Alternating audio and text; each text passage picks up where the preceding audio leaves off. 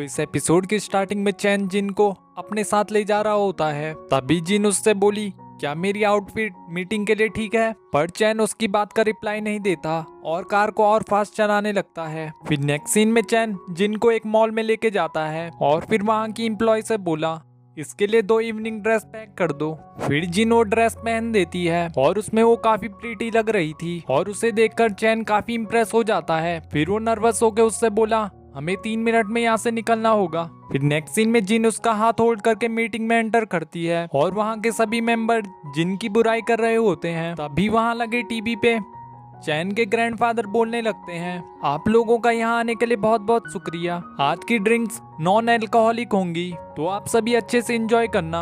आप सभी को पता होगा हम और गो फैमिली जनरेशन से अच्छे फ्रेंड्स हैं। हम दोनों ने ही बचपन से हार्डवर्क किया है और हम दोनों ने ही एक दूसरे को सपोर्ट किया है। मेरा ग्रैंडसन चैन और मिस्टर गो की फैमिली की ग्रैंड डॉटर क्विंजी दोनों की एज मैरिज की हो चुकी है। मैं होप करता हूँ हमारी नेक्स्ट जनरेशन हमारी इस फ्रेंडशिप को आगे बढ़ाएगी और हम दोनों फैमिलीज के लिए एक चाइल्ड को बर्थ देगी। और इससे चैन का मूड खराब हो जाता है। फिर जिन उसे चिढ़ाते हुए बोली, हम तो यहाँ मिस्टर जैंग से मिलने आए थे ना। तभी वहाँ चैन की मॉम बोली, ग्वेन तुम चैंग के बहुत दूर बैठी हो, तुम आकर उसकी पास वाली सीट पर बैठ जाओ। तुम दोनों तो बचपन से ही फ्रेंड्स हो, अगर हमने तुम्हें साथ नहीं बैठने दिया तो तुम दोनों नाराज हो जाओगे। फिर चैन खड़ा होकर सबके सामने बोला, मुझे लगा था हम यहाँ मीटिंग के लिए आए हैं, पर ये तो एक फैमिली गैदरिंग है। मैं आप सभी लोगों से मिलकर बहुत ज्यादा खुश हूँ और आप सभी को इतना खुश देखकर मुझे भी कुछ अनाउंस करना है। मुझे पता है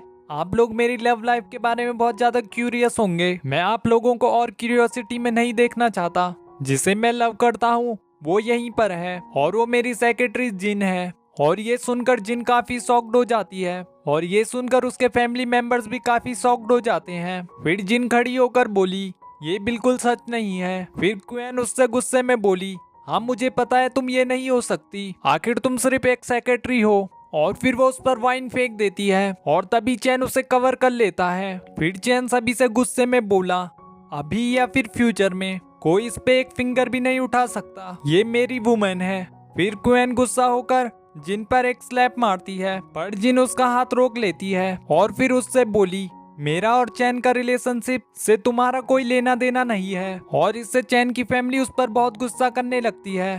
फिर चैन जिन को अपने साथ ले जा देता है और फिर चैन की मॉम बॉडीगार्ड से उन्हें रोकने के लिए कहती है। फिर जिन अपनी ड्रेस को थोड़ा सा फाड़ती है और फिर उन सभी से फाइट करने लगती है और फिर वो सभी को मारकर चैन को अपने साथ ले जा देती है। फिर नेक्स्ट सीन में चैन उससे थोड़ा डर रहा होता है। तभी जिन को उसकी बहन की कही हुई बात याद आती है, जब मैं घर के बाहर थी तब उसने मुझे ये गिफ्ट दिया था और हम दोनों का टेस्ट बहुत सिमिलर है। और फिर वो एकदम से कार रोककर कार के बाहर चली जाती है। तभी चैन उसके पास आकर उससे कुछ बोलने वाला होता है, पर जिन उसे गुस्से में एक स्लैप मार देती है और उससे बोली, मैं तुम्हारे लिए काम करती हूँ पर इसका ये मतलब नहीं तुम मुझे हर जगह फंसा दो। फिर चैन उससे बोला, जो भी हुआ उसमें मेरी गलती थी, तुम प्लीज मुझे माफ कर दो। मैं किसी और बहाने के बारे में नहीं सोच पाया और फिर मैंने जल्दी से वो कह दिया बिना तुम्हारे बारे में कुछ सोचे। फिर जिन उससे रूडली बोली, तुम कभी दूसरों के बारे में सोचते भी हो?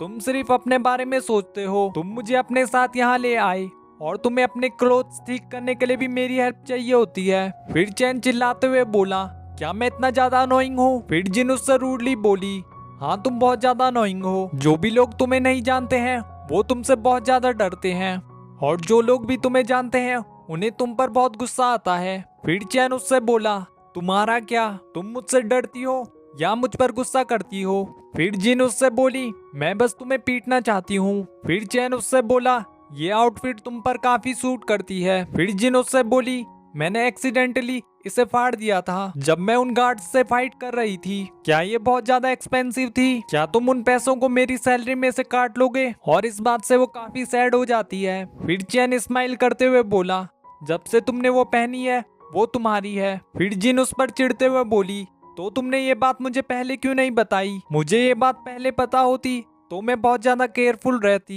ये सारी गलती तुम्हारी है। तभी वो चैंग को एक शूटिंग स्टार देखने के लिए कहती है। फिर वो दोनों साथ में शूटिंग स्टार देखते हैं। फिर जिन उससे बोली, आजकल थोड़ी ठंड होने लगी है।